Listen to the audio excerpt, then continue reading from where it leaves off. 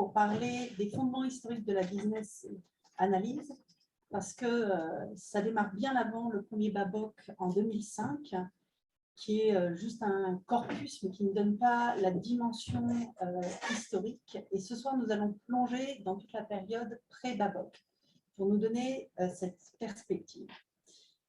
Notre conférencier de ce soir, Guy, je ne sais pas si vous le voyez, si ça tourne en même temps. Oui, c'est bon. Voilà. Guy Lerguève est depuis 1997, chercheur au laboratoire de modélisation systémique à l'EPFL dans le domaine des systèmes d'information d'entreprise, de la gestion des exigences, de changement et de connaissances. Depuis 2008, il est aussi Knowledge Manager dans un cabinet de conseil ITCOR où il accompagne des clients sur des problématiques liées au domaine. De 1988 à 1997, il a développé des logiciels pour les périphériques d'ordinateurs, souris, scanners, appareils photo et télécommandes, chez Logitech en Suisse, mais également en Californie.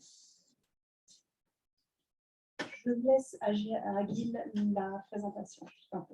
Merci beaucoup Eva, merci beaucoup Vera, merci beaucoup Claude et Minéa et Kirai qui sont tous qui sont derrière les écrans aussi et plus généralement l'IBA pour cette invitation.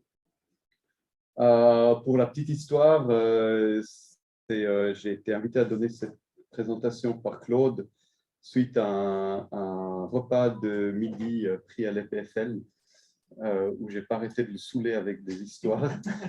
Il m'a dit, plutôt que de me saouler avec ça, viens présenter à l'IBA. Donc voilà, c'est aujourd'hui. Comme Eva a déjà tout présenté, est-ce que ça marche ce truc? Oui, c'est bon. Mais on va passer très vite. En fait, ça c'est la trame, une petite intro. Qu'est-ce que c'est la business analyse et puis après une explication d'où ça vient et une description de quelques méthodes. Comme Eva a déjà tout expliqué, donc là on va passer très vite, c'est rien de plus que ce qu'elle a déjà dit. Donc ça sera écrit, ça sera après dans la présa, vous pouvez lire si vous voulez. Pardon Gilles, est-ce que tu peux partager ton écran pour voir les slides? Mais j'ai déjà partagé. Ça n'a pas marché? Ah oui, on a perdu. Alors, excusez-moi. Pas de souci. Mais pourquoi ça s'est perdu? Je ne comprends pas. Voilà. Voilà, c'est bon. Ah, pardon. Je vais arrêter le partage parce que je ne suis pas sûr que j'ai mis l'audio. Oui, c'est bon. OK. Est-ce que vous voyez maintenant? Oui. Oui, super. Enfin, le dire. Hein. En train de dire. C'est bon. Oui, c'est bon. Bon, alors les slides d'avant, je vous les remets. Je ne sais pas le focus. Oui, merci. Voilà. Donc, ça, c'était le slide de titre. Après, la trame. Et celui-là avec ce que Eva a déjà expliqué. Donc, cet atelier, en fait, c'est un atelier. Donc, un atelier, c'est une discussion. Alors, si vous avez des questions, des commentaires, j'espère que vous avez aussi en ligne et en présentiel, ben, dites-les pendant que je parle. Ça sera interactif, ce sera plus sympa que de parler dans le vide. Un petit disclaimer, en fait, on n'aurait pas dû intituler cette soirée les fondements historiques, mais quelques fondements historiques, parce que d'une part, en 45-50 minutes, c'est impossible de faire le tour de la question, et en plus, je sais de loin pas tout ce qui a existé, et puis pour linéariser l'histoire, c'était très compliqué aussi. Donc, c'est quelques indices sur les fondements historiques. Ne pensez pas que c'est le tout. Et puis, je ne sais pas si on peut montrer avec la chouette. J'ai amené quelques livres là. On voit. Que fait la chouette quand on fait ça? Parce qu'elle est haute. Oui, ah oui, c'est ça le problème avec des trucs automatiques, c'est que ils se régulent eux-mêmes. Si on bouge, On peut prendre une photo et partager. oui. Voilà, donc si vous étiez dans la salle, vous verriez un ensemble de livres qui est un petit minuscule exemplaire de ce qu'on a au labo qu'on a utilisé pour notre recherche. Et ça, c'est que les livres. En plus, il y a des centaines, voire des milliers d'articles académiques ou business qu'on a utilisés au long de ces années pour construire notre connaissance du domaine. Donc, il y a beaucoup plus que les 500 pages du Babok. Donc, si vous voulez en savoir plus, vous pouvez soit regarder ces livres, soit m'envoyer un email, puis je vous donnerai une liste de choses à lire. Voilà. Alors, comme c'est une démarche historique, on va commencer par le début, c'est-à-dire, je n'ai pas le Babok 1.0 de 2005, mais j'ai fait quelques extraits du Babok 1.6 qui date de 2006 pour vous montrer ce qu'on disait de la business analyse à l'époque. Alors, je suis désolé, enfin, je ne suis pas désolé, mais les slides sont un mélange de français et d'anglais. Je n'ai pas traduit les sources que j'ai utilisées. C'était plus simple et puis je pense que la plupart d'entre vous n'ont pas de problème avec l'anglais. Donc là, on voit que ce qui est important à voir avec le 1.6, le Babok 1.6, c'est qu'on parle de Systems Development Component. Et puis le process d'amélioration et de changement. Mais surtout, c'est le système qui est important pour nous, parce que ça donne un aspect historique que vous allez voir plus tard. Donc, rappelez-vous que c'était le développement de système qui était mentionné dans 1.6. Et puis les gens, surtout les gens qui font de la business analyse, alors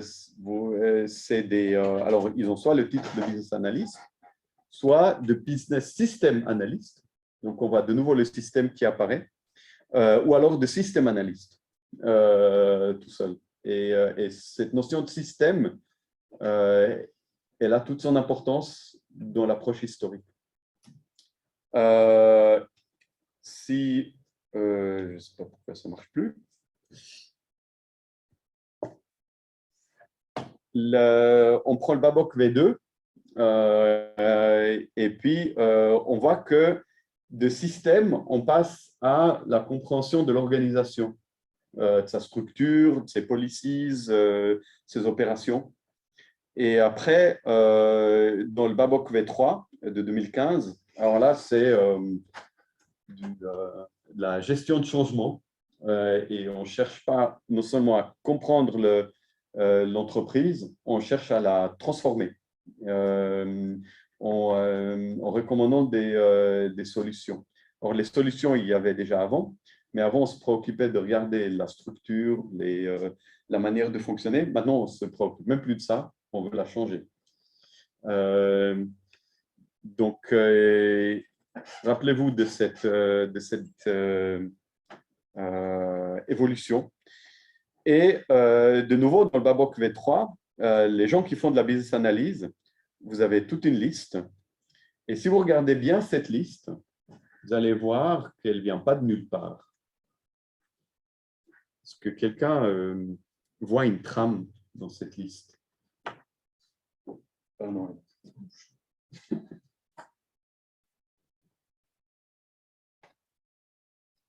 Non? Vous ne voyez pas? Eh bien, ça vient tout de l'informatique. Sauf deux, éventuellement, qui sont le consultant management, qui peut exister sans l'informatique, et le product manager qui est plutôt une fonction de marketing, mais qui peut subsister sans l'informatique. Tous les autres, c'est donc la thèse que je vous soumets, c'est qu'en fait, la business analyse, elle est étroitement liée à l'informatique. Et on le voit dans les bribes, même si aujourd'hui, la business analyse, comme le dit le Babok V3, cherche à transformer l'entreprise, eh ben, c'est une transformation qui est liée à l'utilisation de l'informatique. Marche plus.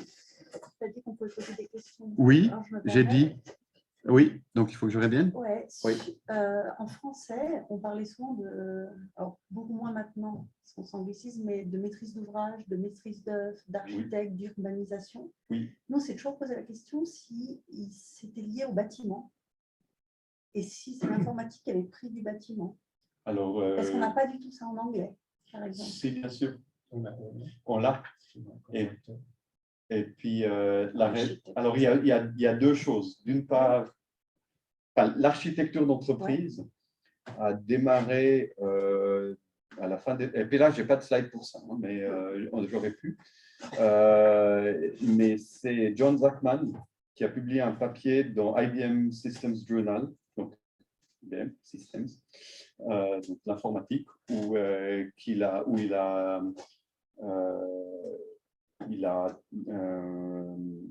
décrit une méthode qu'il a appelée Information Systems Architecture, ISA, qui après est devenue Enterprise Architecture, où il a fait le parallèle entre le développement logiciel et l'architecture de bâtiments. Donc, la métaphore du développement logiciel, c'est comment fonctionne un architecte avec quelqu'un qui va acheter une maison. Et c'est de là que, ça c'est une des explications, c'est que ça vient de cette source-là. La première ligne, là, le premier rôle, c'est business architecte. Donc, ça Oui. fait référence absolument à l'architecture bâtiment. Exactement. Mais j'ai parlé avec des architectes. Alors, quand on leur dit que les systèmes d'information, on utilise aussi le terme architecte, un vrai architecte, il rien, il dit et en quoi est-ce que c'est connecté? Ah oui, parce que notre vue romantique de l'architecte, c'est que ça fonctionne comme ça. Quelle relation entre architecture et système d'information? Ils ne voient absolument pas le lien. Ça, c'est une deuxième question, mais architecte aujourd'hui, c'est un rôle qui est assez établi dans le monde informatique. Mais parce que nous, informaticiens, on a pris le rôle d'architecte comme nous, on le voit de l'extérieur, et on l'a rentré chez nous. Mais les architectes, ils voient. Les vrais architectes de bâtiments, ils ne comprennent absolument pas de quoi on parle. J'ai trouvé quand tu discutes avec des gens du bâtiment, si tu leur passes de business analyse. Ah non, mais… Pourtant, on s'inspirait de vous. Oui. Alors après, il y a aussi l'autre côté de l'explication, c'est l'urbanisation, au sens urbanisation des systèmes d'information, qui, celle-là, vient de France plutôt que des États-Unis, avec Urba et le club, et qui, eux, prennent la métaphore non seulement pas de la construction d'un bâtiment ou d'une maison, mais d'une ville. Donc, c'est d'où le terme d'urbanisation et d'architecture d'une ville, avec la métaphore de la ville, des quartiers, des îlots et des bâtiments pour donner une structure à l'architecture de système d'information. Voilà, donc c'est ces deux. Alors, on a parlé en fait, avec Eva avant, c'est business analyst, qu'est-ce qu'il fait? Il demande pourquoi. Mais pourquoi il demande pourquoi? Parce qu'au début de toute invention, et l'informatique n'y a pas échappé, c'est uniquement le comment qui préoccupe les gens. La première voiture, on ne se demande pas il n'y a pas de user experience dans la première voiture construite par Benz. C'est comment est-ce que je fais marcher ce machin et comment je le conduis. Et après, comment je construis des routes et puis comment je stabilise cet engin et comment je fais en sorte qu'il ne tombe pas tout le temps en panne, etc. Et donc, on est totalement préoccupé par le comment. Après, ça devient de plus en plus sophistiqué. Aujourd'hui, 120, 130 ans après l'invention de la voiture, eh ben, on a des Tesla qui sont des salons roulants. On peut regarder la télé, la voiture, elle roule toute seule. Mais il a fallu 130 ans. Et toute invention, elle suit cette courbe. Donc, le début de l'informatique, enfin, ce n'est même pas les débuts de l'informatique. Ça, c'est une photo d'un… Quelqu'un reconnaît là?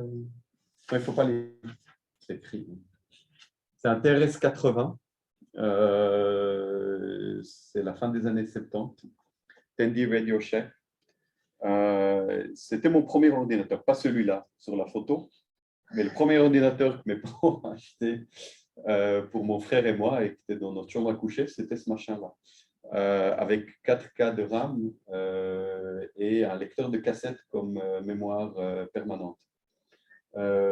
Et à l'époque, il y avait un magasin, là où il y a aujourd'hui un magasin de chaussures,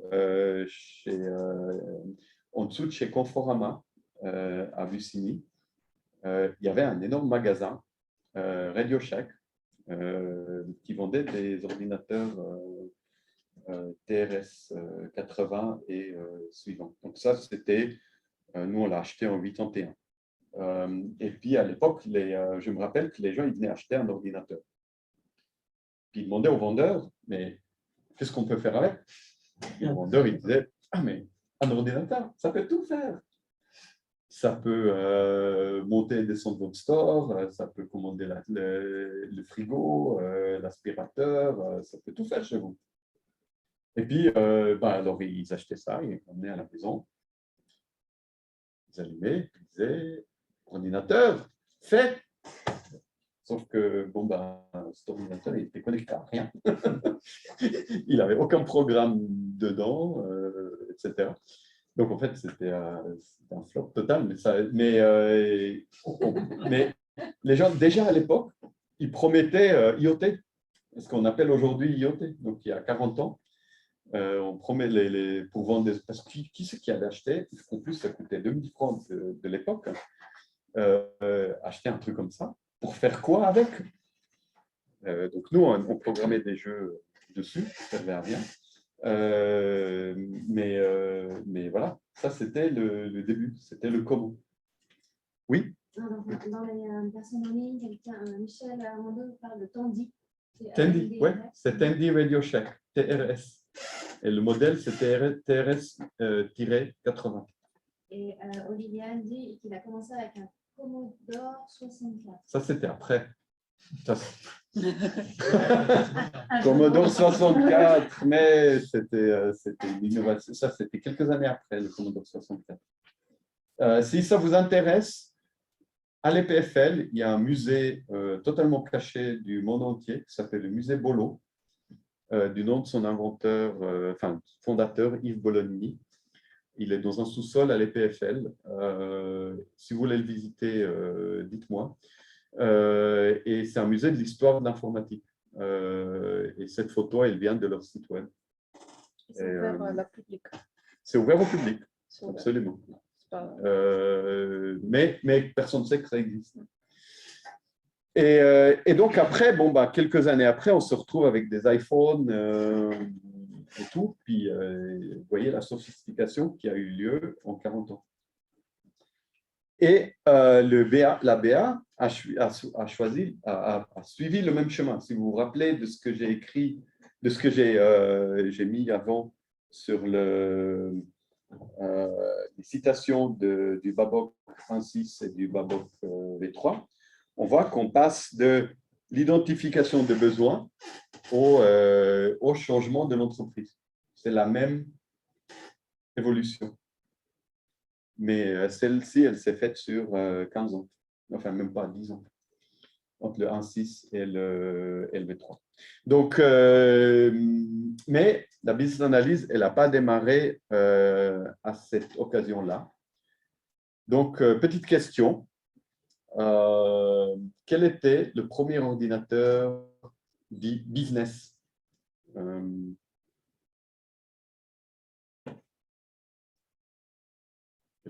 Alors, il y a deux personnes ici qui savent. Hein. Elles ont vu la présentation avant. Mais peut-être elles ne se rappellent pas. Moi, j'ai voté IBM. Hein? Ça vient de IBM? Merci. Non. Et en ligne, tout le monde sait. Tout le monde sait? Tout le monde sèche. Ah, sèche. En ligne, ils ont Google. Pour toi, il suffit d'écrire dans Google. Bon, alors ça, c'est selon les Anglais. Hein. Peut-être les Américains, ils ont une autre histoire. Univac, non. Univac, c'était un... oui, mais non. C'était juste après. D'après mes sources, c'est le Léo. Donc, le Lions Electronic Office, 1951. Fait par une entreprise qui faisait de la nourriture et qui avait des magasins de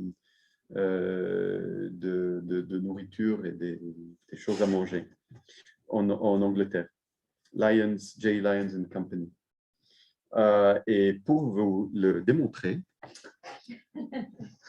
rien de mieux qu'une petite vidéo. Mannen, och jag ser att du felakt. Noi ni veomen anti-age hyaluron.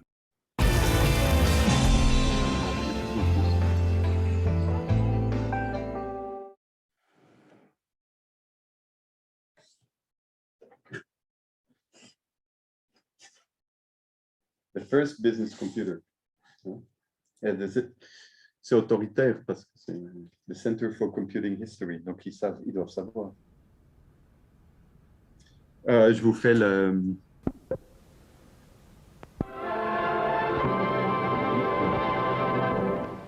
Despite the large numbers of clerks employed today, sufficient clerks are still hard to find. With full employment, the security of clerical work does not offer the old attraction. Working on Leo, there was a buzz. You're doing something new, and you're discovering something every single day. Well, I went straight into being a programmer, but then there were only very few of us at that point. I mean, this was 1952. I was the first woman. To fulfill this modern need came Leo, the first automatic office in the world. Electronic computers are not new, but Leo was the first designed for office work. So exciting because you were in the forefront of technology, you were aware of everything new and the progress. And sort of after the war and austerity, that...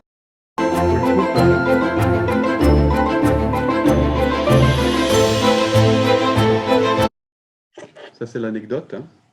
Première image. Swiss Rolls, hein? C'est ce qu'ils vendaient. C'est des roulades, des gâteaux roulés avec des trucs dedans.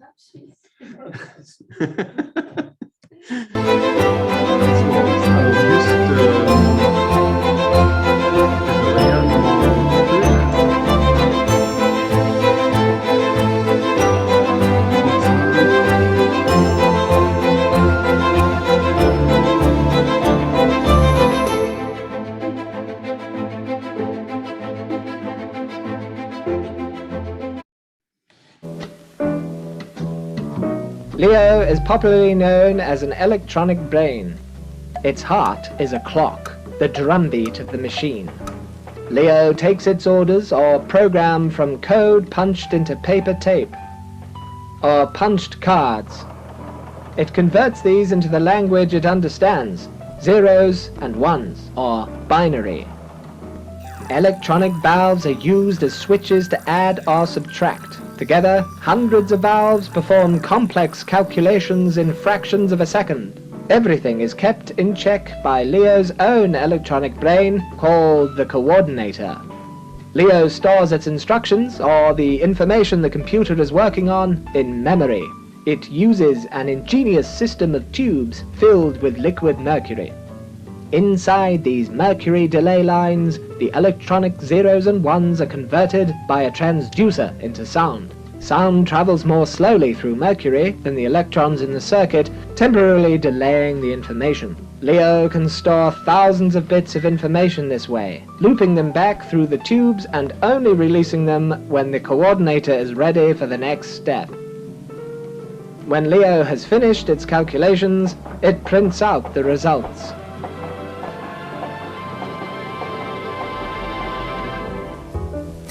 Technique, on notait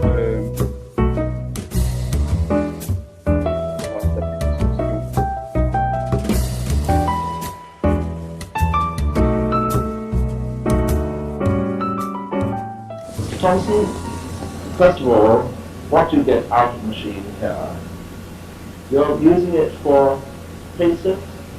Doing payroll, yes. And how many payslips can you get out of the machine, say, per minute? Well, we can do about 40 in a minute at the moment, and that's one every 1.5 seconds. And how long would it take a normal clock to work out the payslip? Well, with the help of traditional modern machinery in the office, it would take a minimum 6 minutes. So it certainly is a brain to be envied. They looked at the tea shop. D'accord. Donc, en une minute et demie, on fait ce que... non, une seconde et demie, on fait ce que quelques personnes font en 6 minutes. Donc, l'idée, c'est d'automatiser le travail clérical, comme ils disent. Mais après, alors, le discours, ça c'est Frank Land qui travaillait là-dessus. C'est un professeur d'informatique très connu en Angleterre. Je vous laisse écouter ce qu'il dit. And they found that the tea shop manageress was spending a vast amount of her time not looking after her customers, but deciding what stock she should hold, what deliveries she should get. Ça vous rappelle quelque chose comme business analyst? En fait, en automatisant des choses, en regardant en fait ce qu'il y a à automatiser, on découvre là où les gens ils passent du temps et ce qui vaut la peine d'automatiser. C'est encore le travail du business analyst aujourd'hui. Ça, c'est les années 50. Et puis après, il y avait donc 18 à 20. J'espère que je ne vous ennuie pas avec ça. Hein. Non. Alors, regardez ça, parce que ça, c'est vraiment la business analyse. No, it was good fun. I was there only for actually nearly 4 years. Pardon.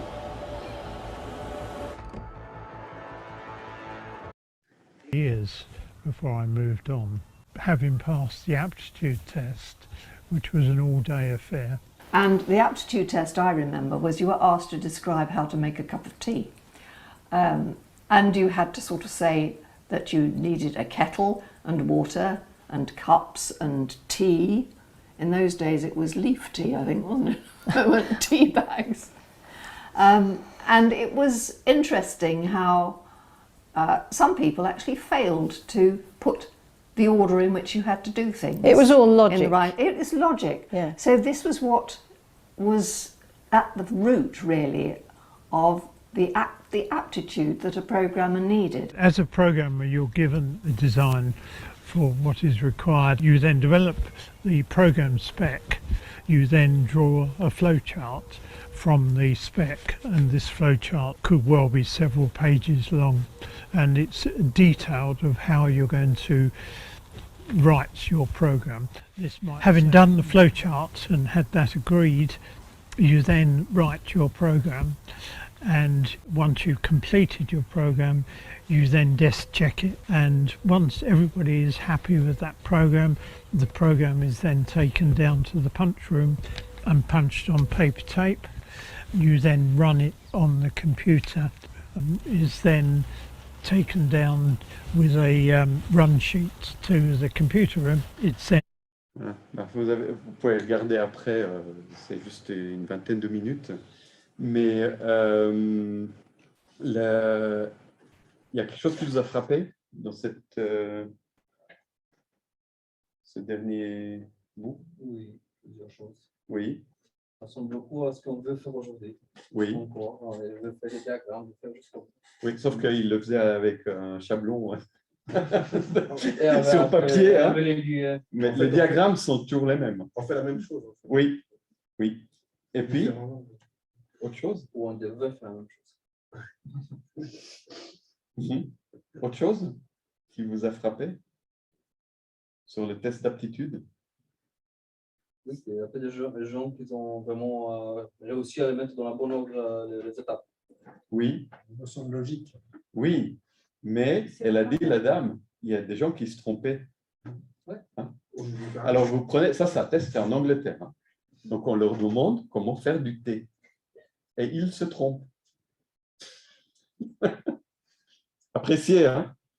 Ils savent. Pas tout le monde sait, pas tout le monde peut mettre les étapes qu'il faut, alors qu'ils le font tous les jours. Hein. Pas tout le monde sait mettre les étapes pour faire du thé les unes après les autres. Comme je pense que là, le mot clé, c'est le contexte, parce qu'ils sont les gens de leur environnement. Tu le mets à table et dis, écris-moi maintenant comment tu fais le thé. Alors, ça, c'est une partie, le contexte. Mais en gros, c'est tout écrit là-dedans, hein, dans ce petit livre.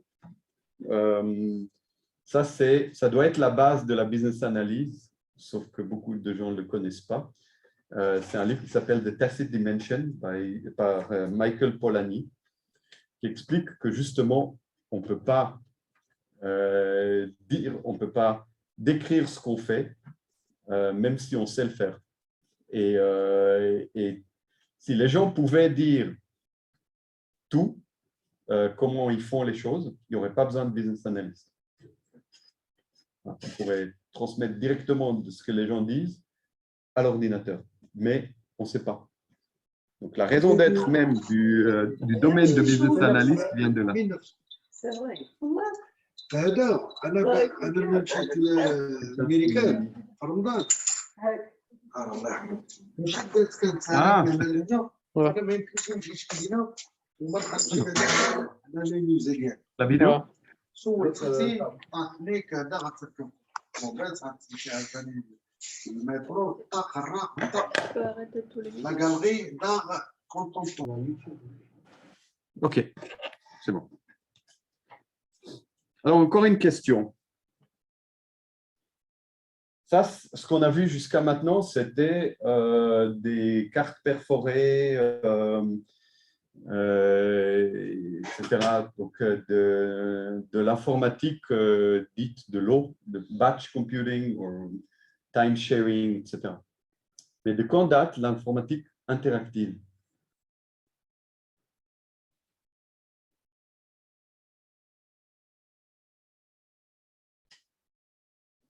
Alors, c'est connu, c'est écrit, hein, The Mother of All Demos. Hein. Si vous cherchez The Mother of All Demos sur Internet, vous allez tomber, c'est écrit là. 1968. Dan Gegelbart présente au Convention Center of San Francisco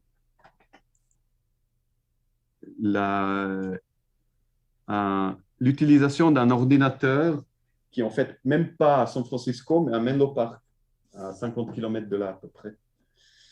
Et regardez ce qu'il présente. Alors, ça, c'est pas la bonne vidéo que je voulais en fait. Mince.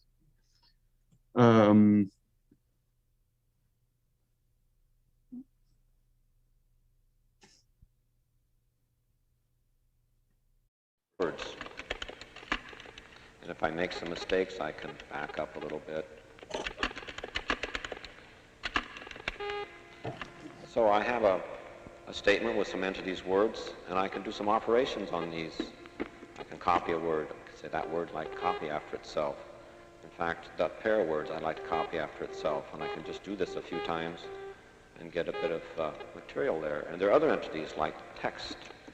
Say after there, I'd like to copy from that entity point to that point. Research is located some 30 miles south of here. And if every one of us does our job well, it'll all go very interesting, I think. The research program that I'm going to describe to you is quickly characterizable by saying, if in your office you as an intellectual worker were supplied with a computer display backed up by a computer that was alive for you all day and was instantly responsive, instantly responsive to every action you had, how much value could you derive from that? Well, this basically characterizes what we've been pursuing for many years in what we call the Augmented Human Intellect Research Center at Stanford Research Institute. Now, the whole session is going to be devoted to trying to describe and present to you the nature of this program, but unfortunately, or fortunately, the products of this program, the technology of it, lends itself well to an interesting way to portray it for you. So we're going to try our best to show you rather than tell you about this program. A very essential part of what we have developed technologically is what does come through this display to us. And I'm going to start out without telling you very much about the program and just run through a little bit of the action that this provides us. Vous voyez, il décrit les choses que nous, aujourd'hui, on prend pour une évidence. Il a à sa disposition un clavier qu'il appelait Corded, qui avait 5 touches avec lesquelles il donnait des ordres très rapides. Et puis, ça, c'était à gauche. Puis à droite, il a une souris. Et il fait du traitement de texte, de l'email, de la gestion de fichiers, etc., en temps réel, sur un ordinateur qui n'est même pas là. C'est juste un moniteur. Donc, ça, c'est 1968. Et c'est... Oui. Quelqu'un note que Menlo Park, c'est aujourd'hui le siège de Facebook. Oui, bah, c'est la Silicon Valley. Menlo Park, c'est juste au nord de Palo Alto, où est né HP dans les années 40, et puis qui a démarré toute la Silicon Valley qu'on connaît aujourd'hui. En gros, ça part du sud de San Francisco jusqu'à San José. Une centaine de kilomètres. Voilà. Donc, mais le problème, c'est qu'une fois qu'on a tout ça, eh ben, on fait quoi avec? Donc maintenant, on a des ordinateurs business, on a des ordinateurs interactifs et tout. Puis on les met dans une entreprise, on en fait quoi? Donc, ça, c'est une organisation avec... je crois que j'ai raté un slide avant, une organisation avec l'informatique.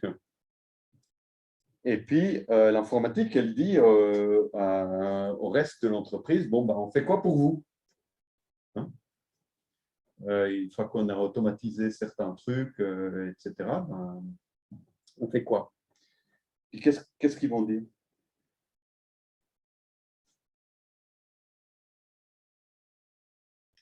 Ils vont dire... Moi, je ne sais pas. Qu'est-ce que vous savez faire? Ils vont essayer de décrire une solution. À quoi? Sans comprendre. À quoi? Comment... Oui, mais une solution à quoi? Ils ne connaissent même pas le problème. Mais ils n'ont pas de problème. Mais ils n'ont pas de problème. Tout marche. Donc après, ils disent tous pareil. Hein.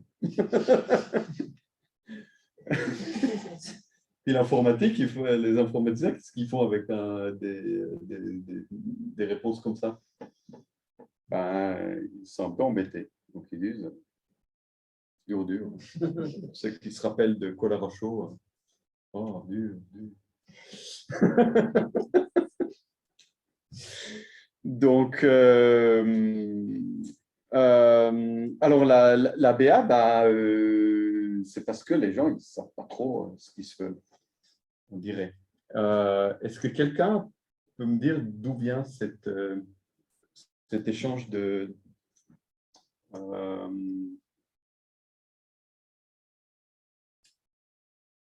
volets verts, de bois vert? Dans le texte, il y a des propos qui ne sont pas politiquement corrects, je les ai enlevés. Donc, c'est beaucoup plus dur comme échange. Je pensais que c'est qui parle à qui. Bah, je vous prends en contexte, évidemment. Eh ben, c'est la source, c'est la biographie de Steve Jobs by Isaacson. Et là, le premier, celui qui parle là, c'est le publiciste de Steve Jobs, à qui Steve Jobs a confié le fait de faire la pub pour les pubs pour l'iPad en 2010. Et puis, Steve Jobs, il dit, et puis le gars qui fait la publicité, donc Steve Jobs, juste avant, il lui dit, tu m'as donné n'importe quoi, c'est pas bon. Et puis, il dit, mais tu m'as dit ce que tu voulais. Et Steve Jobs, ici, je ne sais pas ce que je veux. Mais je saurai quand je verrai. Donc, il faut me montrer des choses. Hein? Et puis, l'autre, il pète un plomb, il pète un câble, parce qu'il dit, non, mais oui, je vais le dire à mes gaillards. Il va savoir quand il verra. Hein. Voilà. Mais tout business analyst doit savoir ça. Donc, en gros, si Steve Jobs, qui était le gars qui savait tout sur tout et qui était contre les market research, etc., parce qu'il savait, lui, ce qu'il voulait, et il supposait, enfin, il était sûr que ce qu'il voulait, lui, le reste de la planète voulait aussi, le reste de l'humanité au moins, ben, même lui, des fois, il ne savait pas ce qu'il voulait.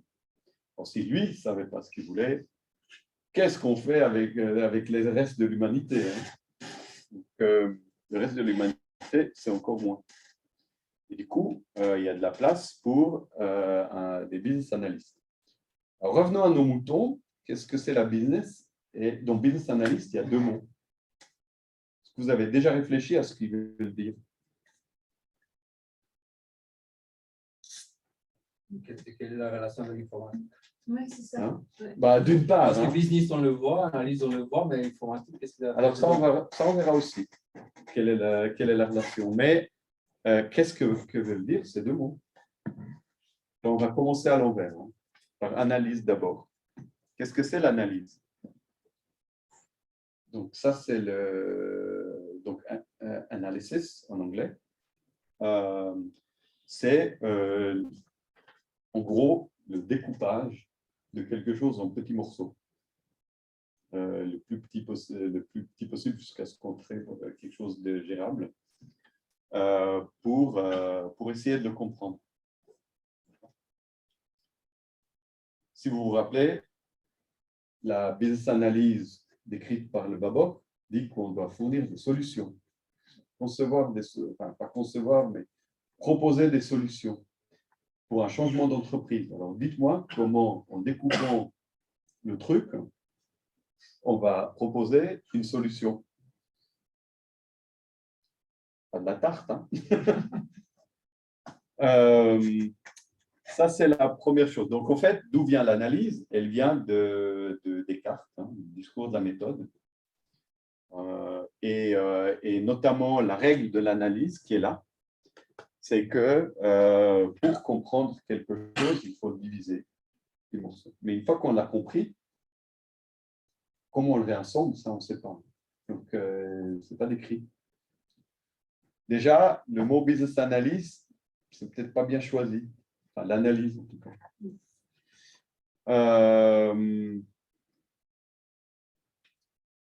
Et ça date de 1637. OK. J'ai oublié de vous demander. Ça date de quoi? 1637 pour celui-là. OK. Alors, on continue avec l'analyse. Quand est-ce que vous pensez que ceci a été écrit? Je vous ai mis les choses que je trouvais importantes en bleu gras. Bleu parce que je suis daltonien, donc je ne verrai pas le rouge.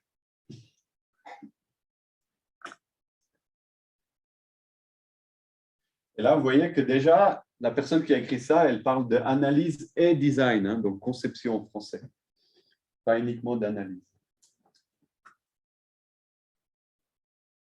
2021. Juste comme ça laisse un peu d'espoir. Oui. Sur le fait qu'on n'arrive pas si vite au public. Gerald Weinberg est beaucoup représenté dans ses livres. Il y a au moins 3. Et il a même écrit la préface de celui-là. Quelqu'un de très connu dans le monde informatique. Ça date de 1982. Et il dit déjà, j'ai peur que le public ne va pas nous supporter encore longtemps, hein, parce qu'il y a déjà des problèmes politiques, etc. Ça, c'est l'emprise de l'informatique sur le monde dans les années 70. Hein. Le livre est sorti en 82, c'était déjà pas le début. Le livre s'appelle Rethinking Systems Analysis and Design.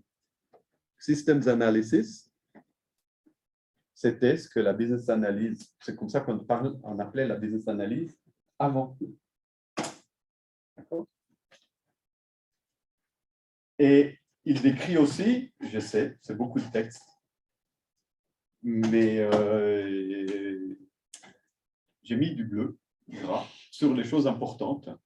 Et en gros, ce qu'il décrit là, on ne va pas le regarder trop, mais il dit, si vous regardez, is new wine in old bottle.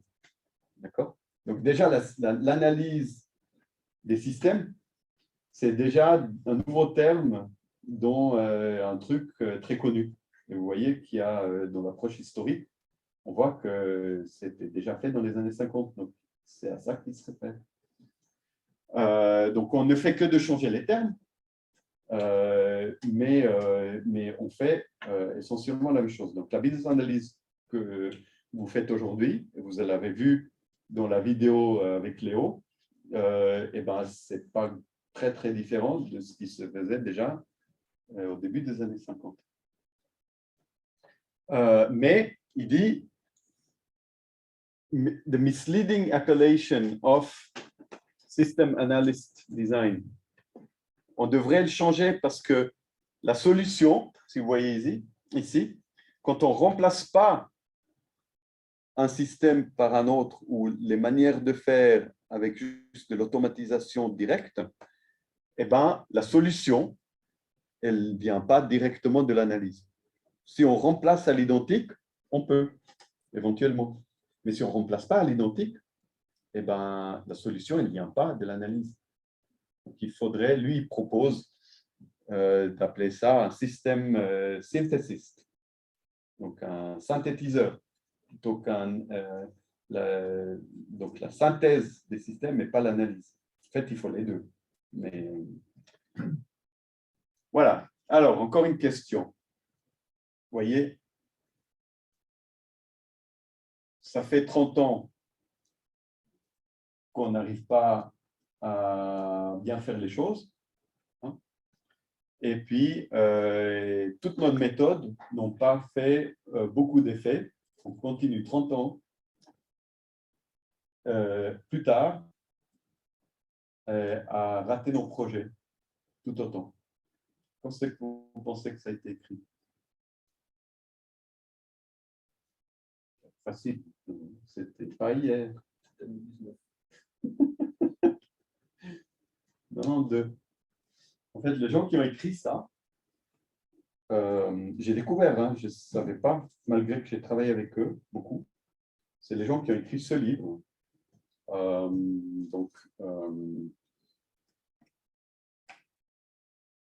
Analysis, Design and Programming, pour faire des applications pour Macintosh. En fait, ça n'avait rien à voir avec le Macintosh, sauf que c'était une communauté, ils ont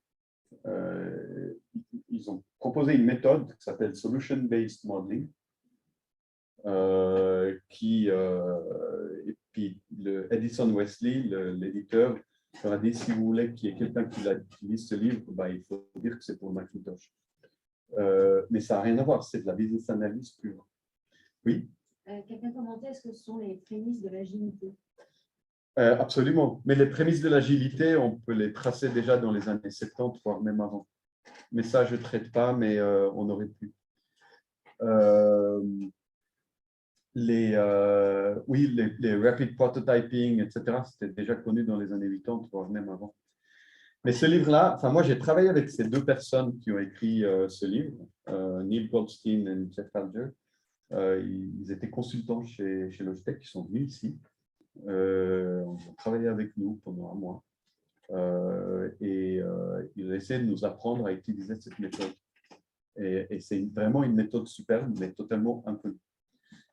Et puis ce texte que j'ai trouvé, c'est en cherchant des trucs là-dessus, j'ai trouvé dans un archive qui s'appelle MacTech, hein, donc Macintosh, un article qu'ils ont écrit dans un journal qui s'appelait Frameworks en 92 pour pré-vendre ce livre. Et ce texte-là vient de cet article. Et alors, ça vaut vraiment la peine. Ça n'existe pas, il est hors print.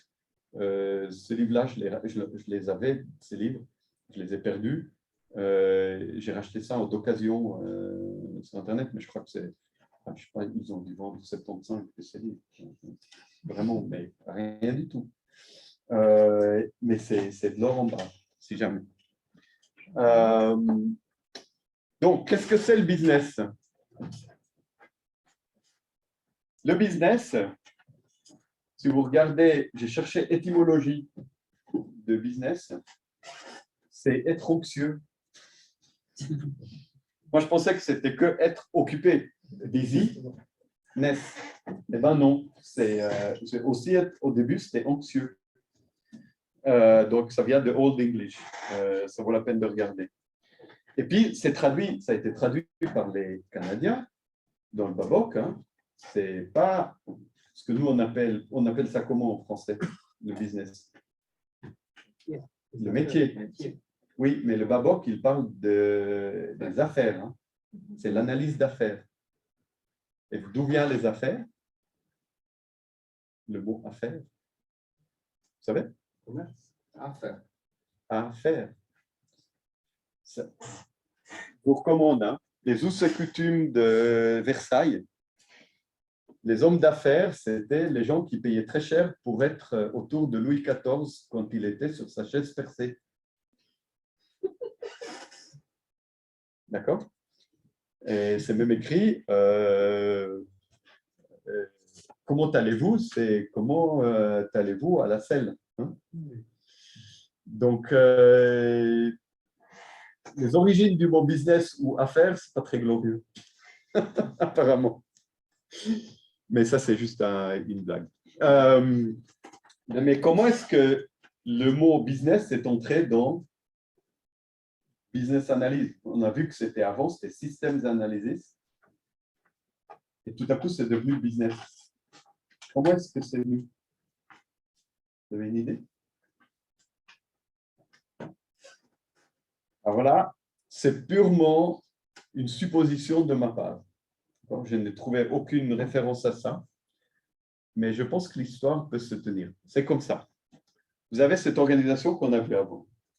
Et là, l'informatique. On a vu cette histoire-là, hein, tac, tac, ils ne savent pas. OK? Que fait l'informaticien quand il est confronté à ce problème? Voilà ce que je peux faire pour on commence à regarder qu'est-ce qu'ils font, analyser qu'est-ce qu'ils font chacun. Chacun, c'est du boulot, hein? Chacun. Et puis vous voulez quoi? Et puis vous voulez quoi? En pratique, il va au café et il dit ils ne savent pas ce qu'ils veulent. Alors. Oui, ça aussi, mais il faut quand même faire quelque chose. Donc, première chose que les êtres humains ils font, c'est ils mettent beaucoup de choses dans un, pour simplifier le discours. Donc, qu'est-ce qu'il fait? Après avoir dit de l'ordure, il les fout tous dans un machin qu'il appelle business. Il dit, vous qui me pompez l'air, ben, je vous appelle le business. Tous. Mais eux, entre eux, ils ne s'appellent pas le business. Hein. Ça, le business, c'est toute l'entreprise, y compris l'informatique. Mais ce que les informaticiens l'appellent le business, c'est tous sauf nous. Hein? Ce n'est pas la vue business du business. Aucun de ces, les RH, c'est aussi une fonction transversale.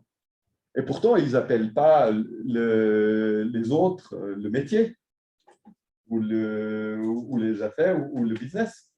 C'est une pure invention des informaticiens.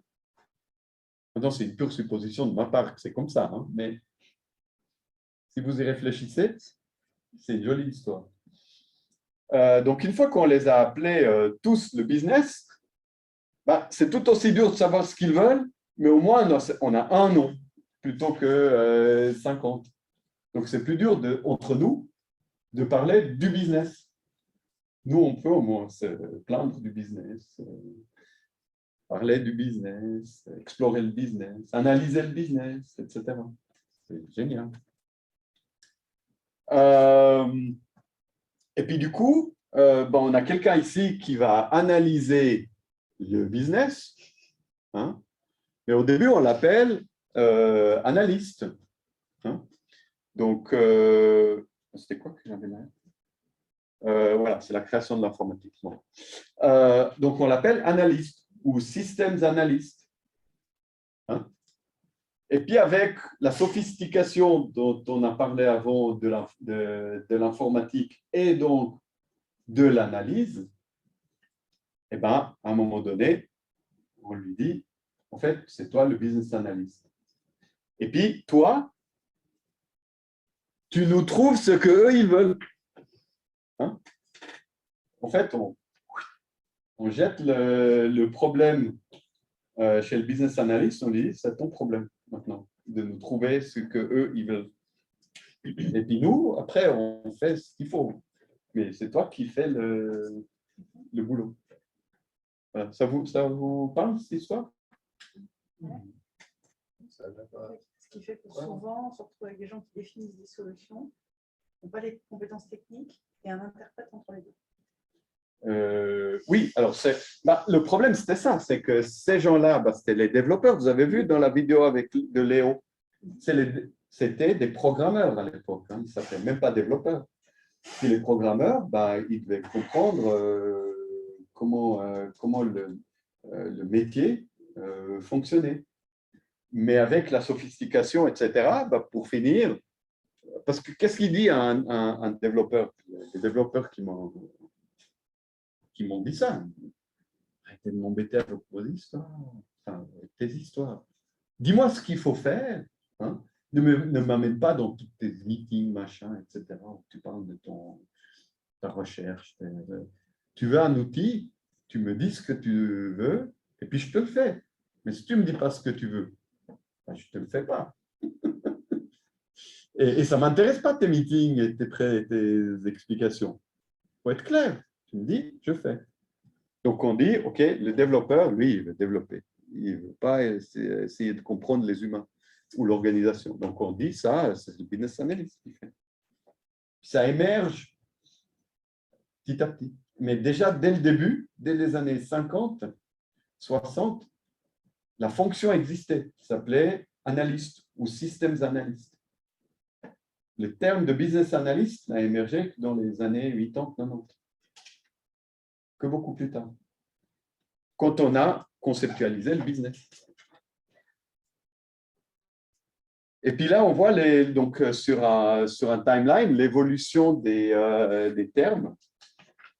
Donc, au début, c'est des programmeurs, après, c'est des développeurs.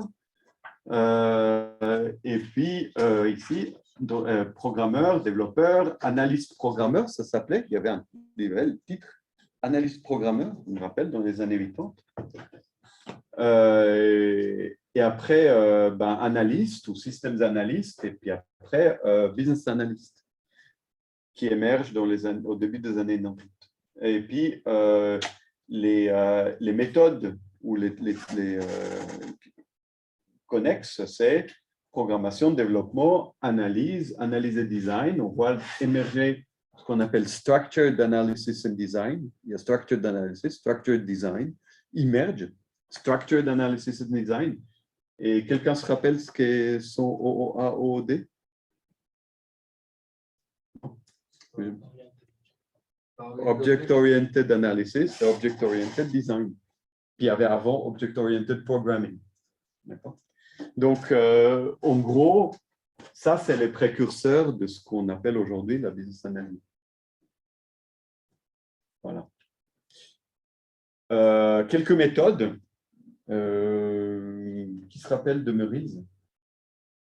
Oui, bravo. Méthode française, hein, qui date des années 70, les premières versions. Je me rappelle quand j'avais des cours de base de données à l'EPFL, c'était en 87, 86, 87, le prof parlait tout le temps de Meurice. Et puis, à l'époque, ça me parlait, mais absolument pas. Parce que j'étais programmeur, pas analyste. Donc, je savais à peine comment fonctionnait une base de données, à quoi c'était utilisé, etc. Bon, les méthodes de conception et d'analyse, etc. Ce n'est pas intéressant du tout à l'époque. J'ai mis 30 ans à piger. Mais maintenant, je dis, ah oui, c'était vachement bien. Mais quand on est jeune, ça n'a aucun attrait. Mais si vous regardez ce que propose, donc ça c'est la version 2 de Meurice, eh ben, vous vous retrouvez avec la business analysis qu'on fait aujourd'hui. Mais c'est des méthodes d'analyse et de conception informatique. Qu'est-ce qui fait que Meurice n'a jamais passé la barrière de la langue? Si je peux faire un parallèle, quand j'ai commencé à travailler chez Logitech, Logitech à l'époque faisait un système de développement, compilateur, debugger, etc., système intégré, pour un langage de programmation qui s'appelait Modula 2. Vous avez entendu parler de Modula? Non? Pascal? Ça vous dit quelque chose? Ah, Pascal, oui. Bien. Niklaus Wirth, ETH. Hein? Après avoir fait Pascal, Wirth, il trouvait que ce n'était pas assez structuré. Et donc, il a fait une version plus structurée de Pascal, beaucoup plus carrée, qui s'appelait Modula 2. Enfin, il a fait Modula, et après Modula, c'était juste un essai. Il y avait Modula 2. Je n'ai pas oublié la question. Et puis, Modula 2, à l'époque, donc ça c'est la fin des années 80, c'était un langage qui se voulait concurrente d'un autre langage que vous connaissez tous, qui s'appelle C. Et puis pendant un moment, on pensait que c'était en compétition. Enfin, en fait, il n'y avait pas de compétition. C, et puis il y avait Modula. Donc un éléphant et une souris. Et puis évidemment, c'est C qui a gagné. Autre exemple, c'est la même chose que Meurice. Hein. Autre exemple, tout le monde connaît UML. Hein? Est-ce que vous connaissez OML? Eh bien voilà. Exactement. OML, cherchez, c'était une méthode concurrente de UML à la même époque. Donc Open Modeling Language et Open Modeling Process. Et je n'ai pas pris les livres d'ailleurs, on est là au bureau. Et ils essayaient de faire adopter. UML était en train d'être standardisé par l'OMG, le Object Management Group, et puis les gens qui proposaient OML essayaient de pousser pour OML, qui était beaucoup plus carré, beaucoup plus propre, etc. D'ailleurs, Modula 2 était beaucoup plus propre que C. Malheureusement, c'est C qui a gagné. Mais la même chose, UML, c'était un assemblage de trucs par les trois amigos, hein, Jacobsen, Butch et Rimbaud. Et puis, c'était une espèce de mélange de trucs. Et puis, OML, c'était construit depuis la base pour être un truc propre, bien foutu, etc. Ben, c'est UML qui a gagné. C'est plus flexible. Oui. Et la même chose avec Meurice, oui, c'était français, c'était pas américain, je pense. Oui. Corée a deux questions. Oui. Corée, s'il peut parler, prendre la parole, enlever son micro. Oui, tout à fait. Alors, deux questions, il dit rapidement. Rebondir peut-être sur une question à Michel Raimondo. Y a-t-il un lien direct entre système et systémique? Je pensais entre autres à la récurrence d'opérations, typiquement. C'est vrai qu'il disait, en fait, dans une de ses questions précédentes, il disait que l'analyse système a évolué en analyse systémique. Donc, est-ce qu'il y a un lien direct entre ces deux, on va dire, ces deux points? Alors, oui et non. En fait, la systémique en français est équivalente à ce qu'on appelle en anglais Systems Thinking ou General Systems Thinking ou des fois General Systems Theory. Et la systémique, c'est beaucoup plus général que simplement l'analyse des systèmes. C'est un domaine qui est beaucoup plus philosophique, même si le livre de Weinberg que j'ai cité avant, Rethinking Systems Analysis and Design, il a un énorme chapitre sur la systémique. Parce qu'en fait, il a écrit le livre que j'ai proposé, donc Rethinking Systems Analysis and Design, c'est le livre qui suit ces deux livres-là, qui sont l'introduction à la systémique, vous voyez, Systems Thinking, General Systems Thinking, et puis le deuxième tome qui est les principes de construction de systèmes. Mais c'est beaucoup plus large que ce qui est généralement connu sous le terme Systems Analysis ou System Design, qui est très connecté à l'informatique à travers l'analyse de processus, des flowcharts et des trucs comme ça. Donc, Systems Thinking, c'est beaucoup plus large et c'est la proposition de Weinberg dans ce Rethinking Systems Analysis and Design. Il propose que ce soit quelque chose de beaucoup plus psychologique et philosophique pour comprendre les organisations dans leur fondement plutôt que d'analyser à la surface juste pour automatiser des systèmes. Est-ce que j'ai répondu à ta question? Excellent, tout à fait dans le mille.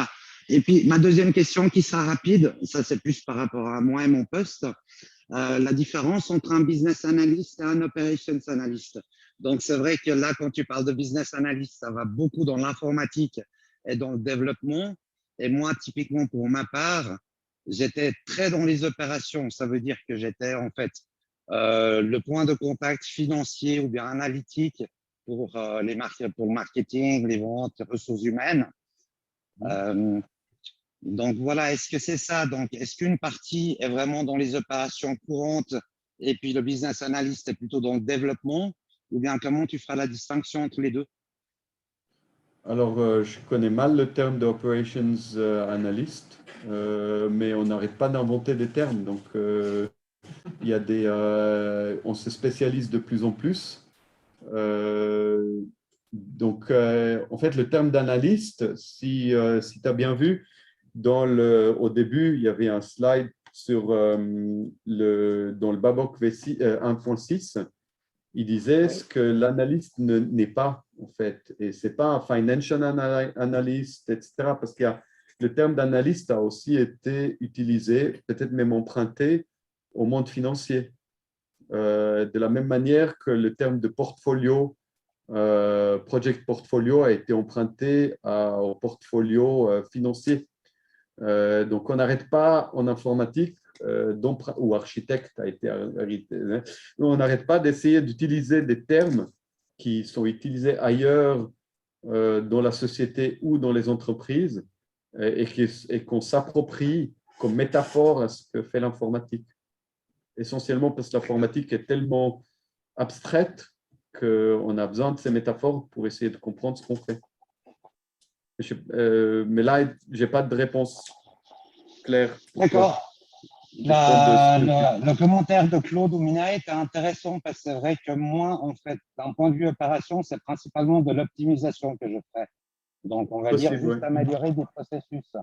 En business analyst, vraiment repenser la chose et puis le redesigner. Alors, si tu es dans l'optimisation, il faut que tu regardes un domaine de recherche qui s'appelle OR, Operations Research, qui a émergé pendant la Deuxième Guerre, qui est aussi très connexe à l'analyse et à la business analyse, parce que c'est l'optimisation des ressources et du fonctionnement, et qui a permis d'automatiser et de faire des tas de choses, et notamment pendant la guerre, toute la logistique des Alliés était soumise à des résultats de recherche en ce qu'ils appelaient Operations Research.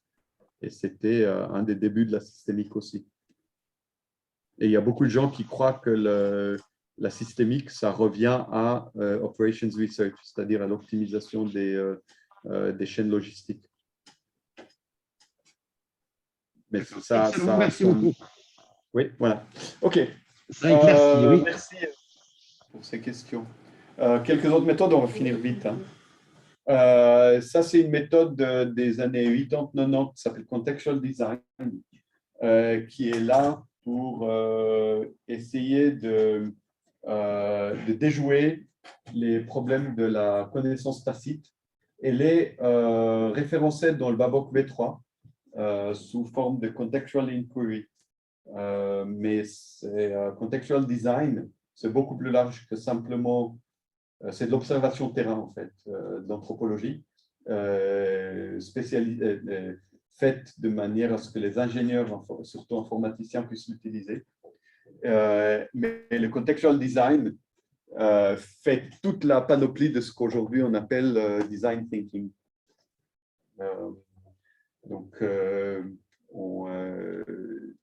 Ça, c'est une des méthodes qui vaut la peine d'être, qui est encore en activité, encore en train d'être.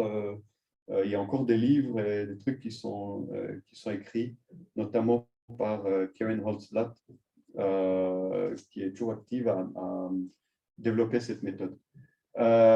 Et puis après, finalement, la business analyse apparaît, je pense, énormément à cause, vous avez vu que le premier terme que j'ai trouvé, on parle de business analyse, c'est en 92, et je pense que ce n'est pas un hasard, parce qu'en 1990 apparaît le Business Process Reengineering, et tous les livres que vous avez là, pas tous, ceux-là pas, mais tous les livres que j'ai regardés dans le bureau qu'on a, qui parlent de business analyse de près ou de loin, dans les années 90, référence Business Process Reengineering.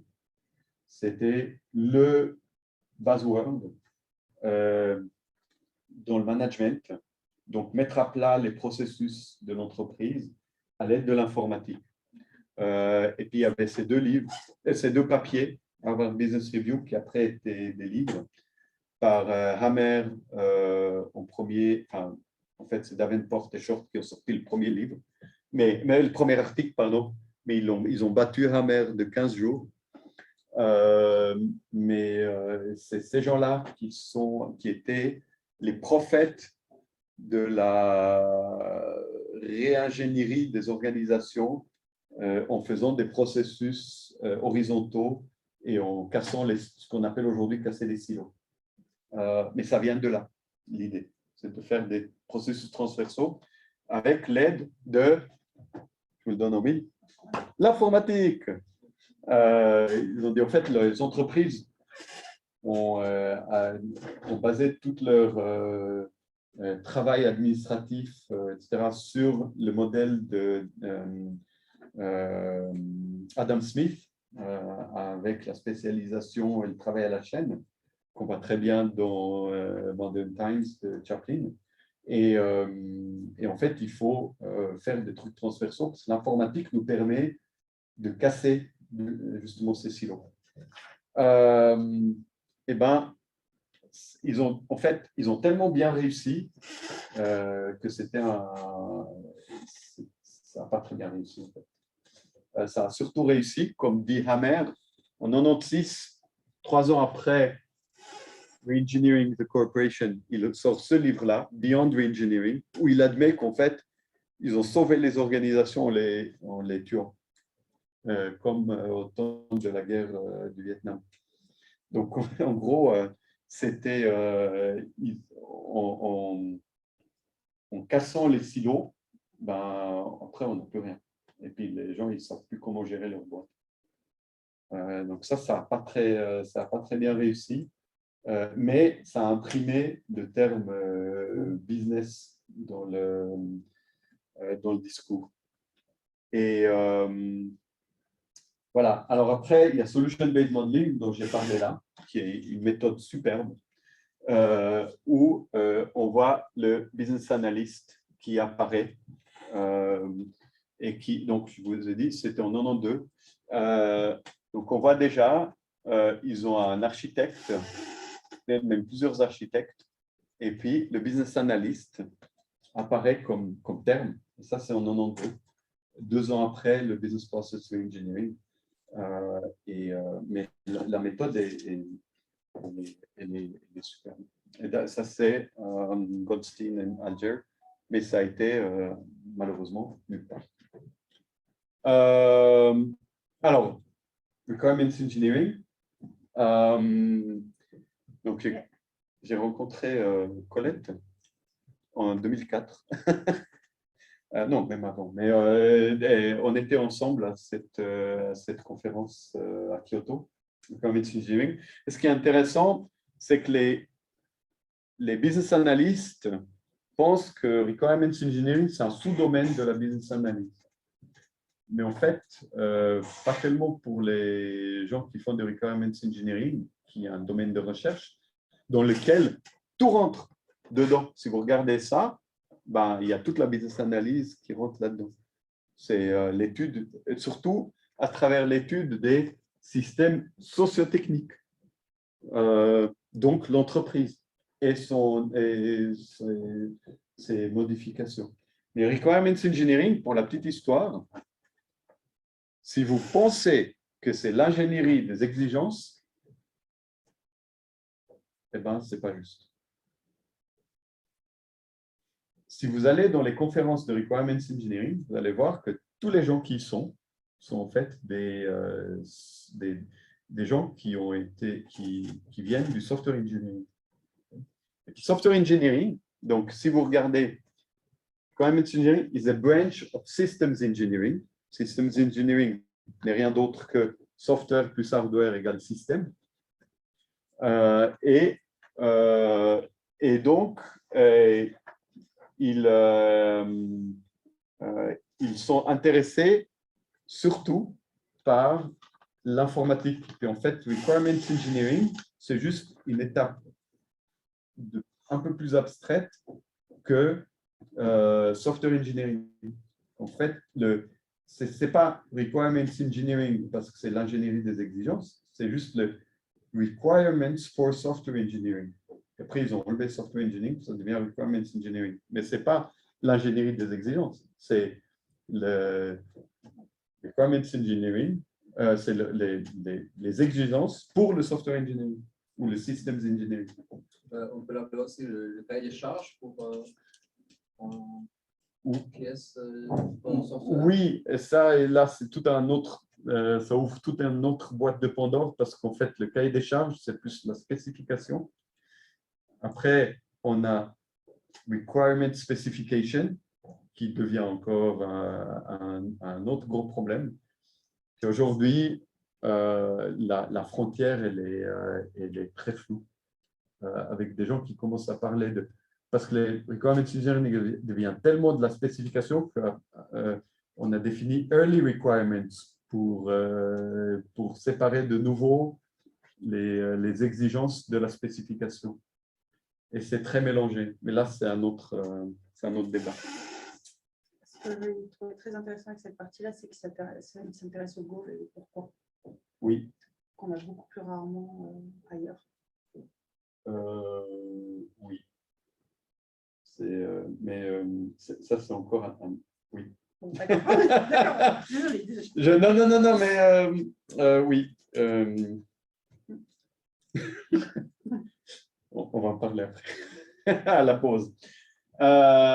Donc, la business analyse, là, je vous ai mis juste ce que la business analyse dit d'elle-même, donc avec le V3, et puis ce que Requirements Engineering dit aujourd'hui. Donc, ça, c'est l'IREB, le document de l'IREB, le glossary de donc l'IREB, le International Requirements Engineering Board, se dit de ce que c'est. Donc ça, c'est 2020, très récent. Et ça vous permet de comparer les deux, c'est assez équivalent. Il y a d'autres BOC avant et après le BABOC. Donc, tout le monde connaît le PMBOK, hein, ça c'est clair.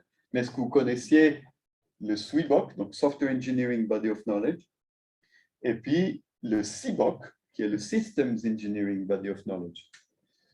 L'un devrait englober l'autre, mais en fait, c'est deux body of knowledge séparés. Et le CBOK commence à vraiment regarder la systémique générale pour essayer de se... on dirait qu'ils sont en train d'aller vers ce que Weinberg a écrit en 82, qui est repenser le Systems Engineering, Systems Analysis. Et puis, je vous donne juste ici un extrait du Table of Content, donc du SWIBOK, et vous voyez que le premier item, c'est les requirements, software requirements ici. Les CBOK, c'est la même chose, c'est Systems Requirements. En fait, les requirements sont centraux dans tous ces BOK, en fait, même dans le PMBOK. Donc, et puis je ne parle déjà pas du PABOK. En fait, la gestion des exigences, l'élicitation des exigences, c'est un terme central. Et pourquoi? À cause de ce petit livre. C'est que, en fait, l'analyse, la business analyse, systems analyse, software analyse, peu importe ce que vous faites, si vous essayez de comprendre le monde des entreprises, vous allez vous heurter à ce problème-là. Il y a même un professeur français qui a écrit ça, Tacit Knowledge in Organizations, parce que la plupart de ce qui se passe dans une entreprise est non dite. Un autre terme pour ça, c'est la culture d'entreprise. Et du coup, ça ne sert à rien de juste demander aux parties prenantes qu'est-ce que vous voulez, comme on a vu avec Steve Jobs. Donc, la connaissance tacite, là, de nouveau, c'est du livre de Weinberg, hein. Vickers, dont je n'ai pas de livre ici, qui a étudié le policy making. Il dit, ouais, on a des processus, etc., mais on ne peut pas les expliciter, même si on sait qu'ils existent. On peut même les apprécier, on peut même les influencer, mais on ne peut pas les expliciter. Et puis, le fait que on n'arrive pas à se mettre à accepter le fait qu'on ne peut pas les expliciter. Regardez ça. Is part of the unhappy legacy which technology has brought to the regulation of human affairs. Donc c'est, en fait, et ça c'est, Vickers est décédé en 84, 82, 84. Donc il a écrit ça dans les années 60. Et vous voyez que déjà à l'époque, la technologie n'était pas considérée comme quelque chose qui apportait beaucoup de bien à l'humanité. Et il attribue ça essentiellement à la dimension tacite, au fait qu'on n'accepte pas ce qui est écrit dans ce livre. C'est qu'on ne peut pas tout expliciter. Parce que, et là, c'est le travail de l'analyste, hein.